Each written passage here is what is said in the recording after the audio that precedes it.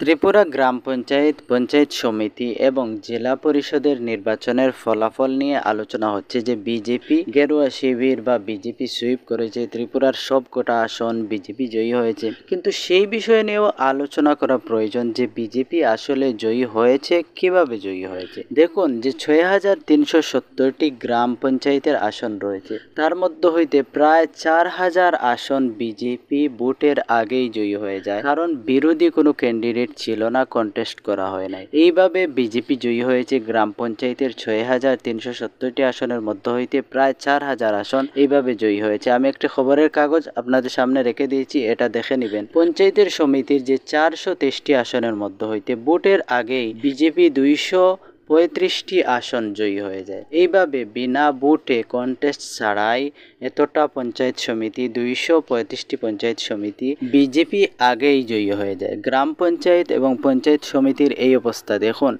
এটা নিয়ে আপনি যদি বলেন সুইপ করেছে, গেরুয়া শিবির হয়েছে, মানুষের মতামত সামনে না রেখে ভোট না দিয়ে যদি এইভাবে জয় হয়, সেটাকে জয় কিভাবে বলা যায়। দেখুন, নির্বাচন শেষ হয়ে গিয়েছে, ফলাফল অফিসিয়ালি প্রকাশে চলে এসেছে।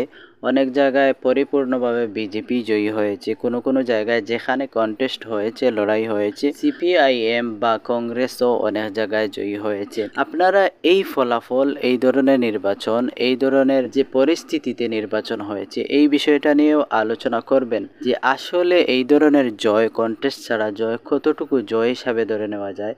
মানুষ কি সঠিকভাবে মতামত প্রকাশ করতে পেরেছে, মানুষ কি সঠিকভাবে ভোট দিতে পেরেছে, এই বিষয়টাও মানুষের সামনে আসা প্রয়োজন। মানুষ এই বিষয়ে কথা বলো যে বেশিরভাগ আসন, প্রায় 90% আসন যদি এইভাবে চলে যায়, তাহলে সেটাকে কতটুকু গ্রহণযোগ্য হিসাবে মেনে নেওয়া যায়, সেই বিষয়েও চিন্তা ভাবনা করবেন, আলোচনা করবেন।